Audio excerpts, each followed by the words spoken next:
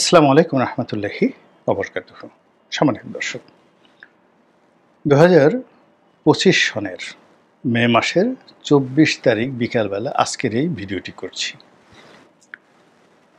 যখন আমি এই ভিডিওটি করছি তখন ডক্টর মোহাম্মদ ইউনূস পদত্যাগ করেছেন কিনা এই মুহূর্তে আমি বলতে পারবো না।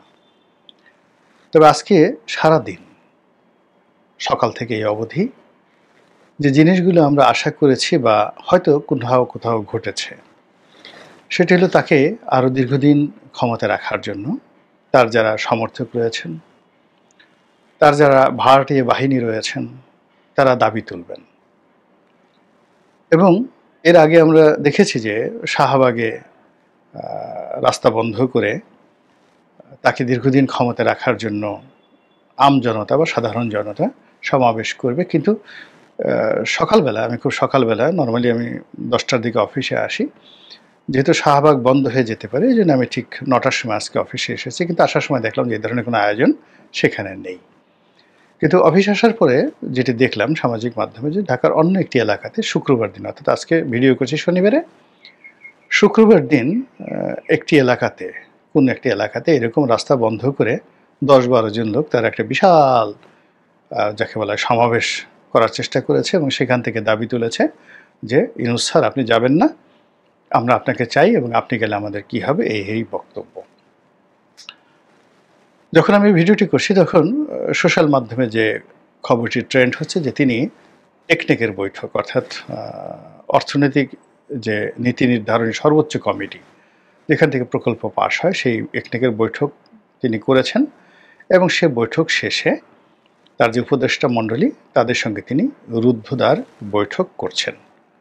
সেখানে কি আলাপ আলোচনা হচ্ছে সেটা এখন পর্যন্ত আমরা বলতে পারছি না। 2 নম্বর হলো যে তার যে রাজনৈতিক সংগঠন এনসিপি, তারা বলার চেষ্টা করছেন যে যে কোনো মূল্যে ডক্টর মোহাম্মদ ইউনূসকে ক্ষমতায় রাখার জন্য তারা যত চেষ্টা করা দরকার, লড়াই করা দরকার, সংগ্রাম করা দরকার, তারা সেটা করবেন। এবং এনসিপির যারা নেতৃবৃন্দ রয়েছেন তারা ইতিমধ্যেই সেনাবাহিনীকে উদ্দেশ্য করে যারা কিনা এই সমস্যাটা তৈরি করেছেন, অর্থাৎ রাজপথে শাক আন্দোলন করছিল, অনেকেই আন্দোলন করছিল, এতে আসলে ডক্টর মোহাম্মদ ইউনূসের একটা চুলও নড়েনি, পশমও নড়েনি।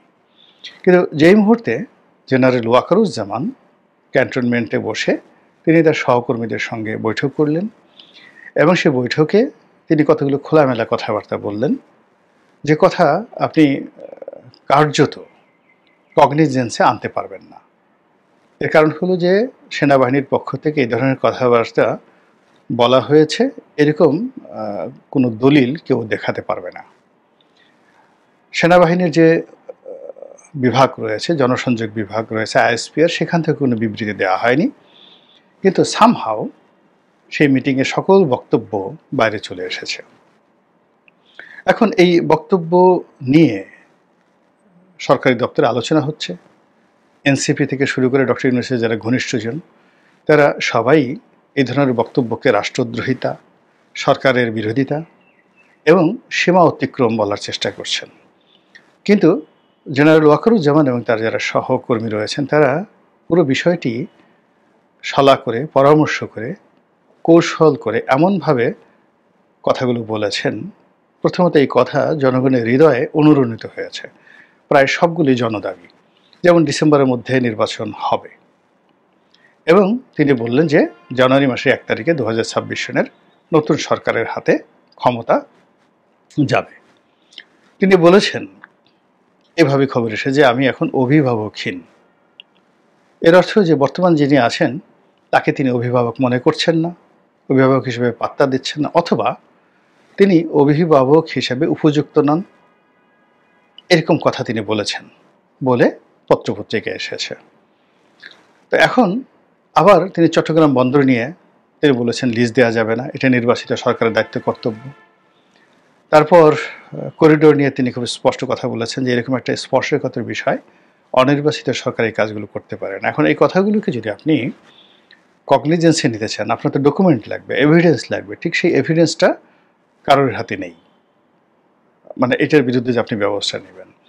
আবার এই কথাগুলো তিনি বলেছেন, বলে এমনভাবে তিনি সেই জিনিসগুলো প্রচার করে দিয়েছেন, তার প্রতিপক্ষ যদি কেউ থাকে, সেটা যদি সরকার হয়, ডক্টর মোহাম্মদ ইউনূস হয়, তাদের মধ্যে এখানে রীতিমতো একটা কম্পন তৈরি হয়ে গেছে। অনেকের ঘুম হারাম হয়ে গেছে। অনেকে রীতিমতো কান্নাকাটি শুরু করে দিয়েছেন। এর ফলে কি হলো, তার এই বৈঠকের পর থেকেই বাংলাদেশের রাজনীতি একেবারে রীতিমতো 180 ডিগ্রি অ্যাঙ্গেলে উল্টে যায়, ঘুরে যায়। ডক্টর মোহাম্মদ ইউনূস সম্পর্কে মানুষের যে ভয় ছিল, আতঙ্ক ছিল, শ্রদ্ধা ছিল, সম্ভ্রম ছিল, এটি শূন্যতে চলে আসে। এরপর তিনি পদত্যাগের কথা বলেছেন বলে এনসিপির যিনি প্রধান মিস্টার নাহিদ, তিনি এসে সেটা জানান এবং বিবিসির সঙ্গে সাক্ষাৎকারে তিনি সেই কথা বলেন। তারপর থেকেই পদত্যাগের গুঞ্জন, এবং সারাটা রাত আমরা আসলে কেউ ঘুমাইনি, মানে গত রাতে আমরা কেউ ঘুমাইনি।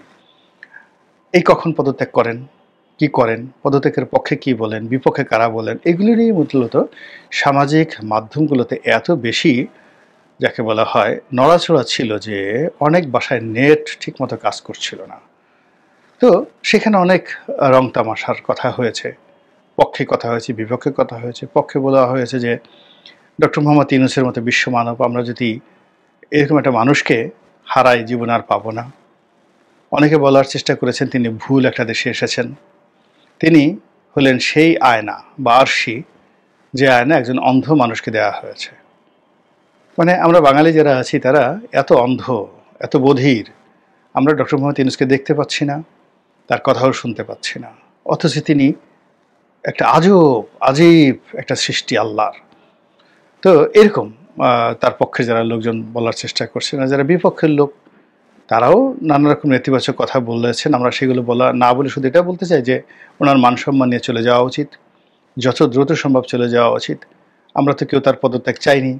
তিনি যেহেতু স্বেচ্ছায় যেটা বলেছেন ওটা তার মুখ দিয়ে আল্লাহই বের করে দিয়েছেন, ফলে তিনি এই সসম্মানে চলে গেলে আমরা বাঁচি।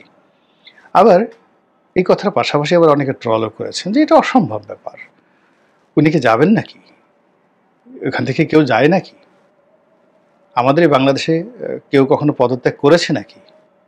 মানুষ পদত্যাগ করে না, পদত্যাগ করতে বললে বলার দরকার হলে তার দেহ ত্যাগ করে। অনেকে মস্তক ত্যাগ করে, মানে আপনার যাকে বলা হয় শিরচ্ছেদ আপনি করে ফেললেন, যে তুমি সিংহাসন ত্যাগ করো, কিন্তু সিংহাসনের লোভে সে সিংহাসন ত্যাগ করলো না, শিরচ্ছেদ করে ফেলা হলো, ওই অবস্থাতে সে সিংহাসনে বসে রইল। মধ্যযুগে এরকম আমরা অসংখ্য ঘটনা দেখেছি যে পদত্যাগের পরিবর্তে মস্তিষ্ক ত্যাগ, মস্তক ত্যাগ অনেক মানুষকে মৃত্যুর দিকে নিয়ে গেছে।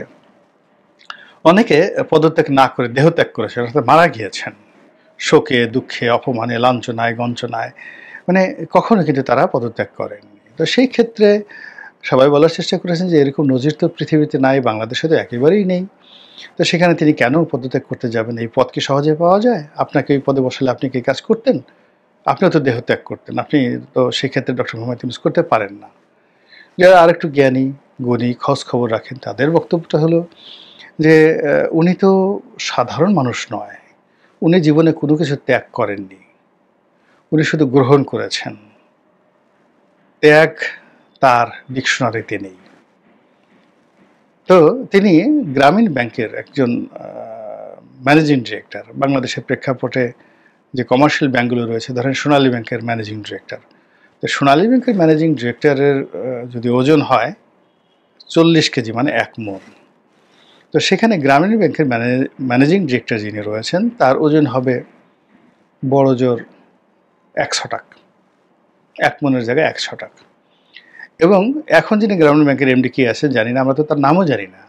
তো গ্রামীণ ব্যাংকের এমডি তিনি যদি কোনো একটা ব্রাঞ্চে গিয়ে, সোনালী ব্যাংকের, জনতা ব্যাংকের, অগ্রণী ব্যাংকের একটা ব্রাঞ্চে গিয়ে, মাঝারি সাইজের ব্রাঞ্চ যেখানে একজন জেনারেল ম্যানেজার বা ডিজিএম দায়িত্বে থাকেন, তো ডিজিএম সাহেবও কিন্তু গ্রামীণ ব্যাংকের ম্যানেজিং ডিরেক্টরকে পাত্তা দিতে চান না।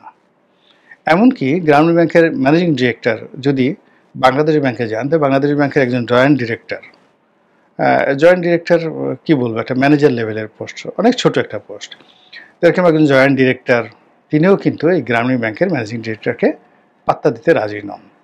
তো এইরকম একটা পদের জন্য তিনি বাংলাদেশের প্রবল ক্ষমতাধর শেখ হাসিনাকে তিনি চ্যালেঞ্জ জানিয়েছেন।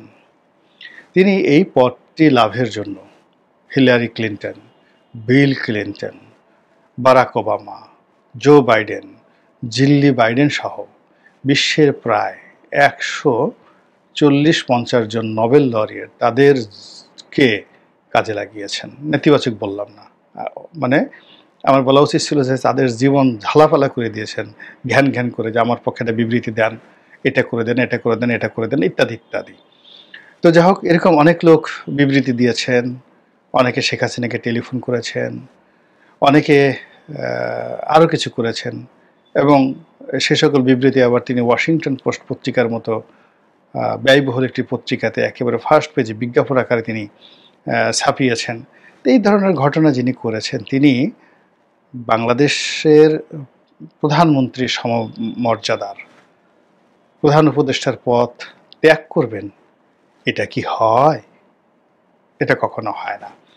তো যাই হোক, এনিওয়ে, এগুলো নিয়ে সেই শুক্রবার রাত সারা রাত ব্যস্ত ছিল মানুষজন, আমিও ব্যস্ত ছিলাম যে দেখি কি হয় না হয়।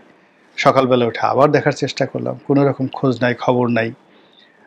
বরং এখানে দেখলাম যে তিনি আরও নতুন করে ক্ষমতায় থাকার জন্য যে দৃঢ়তা দেখাচ্ছেন, অর্থাৎ পদত্যাগ করার যে কথাটা বলেছেন, এটা নিয়ে ইতিমধ্যেই তার ভক্ত ছিল, অনুরাগী ছিল, তারা ইদানিং তার বিরোধিতা করছেন, এবং সবাই বলছেন যে আমরা ডক্টর মোহাম্মদ ইউনূসকে সমর্থন দিয়েছি গত 7-8 মাস ধরে। কিন্তু তিনি যে কর্মকাণ্ডগুলো করছেন, সেই কর্মকাণ্ড করার ফলে এখন মনে হচ্ছে যে তার বিরোধিতা করা আমাদের দেশপ্রেমের একটি অংশ। দেশের চেয়ে বড় কিছু নাই। তিনি যে কাজগুলো এখন করছেন, এটি দেশের স্বার্থ বিরোধী কাজেই তার বিরোধিতা করতে হবে। তো এরকম অনেক টেলিভিশন ব্যক্তিত্ব, গণমাধ্যম ব্যক্তিত্ব, সামাজিক মাধ্যম ব্যক্তিত্ব, তারা ডক্টর মোহাম্মদ ইউনূসকে নিয়ে নানা রকম রিপোর্ট করেছেন, নানা রকম কন্টেন্ট তৈরি করেছে, এবং তাদের সবার বক্তব্য হলো যে উনি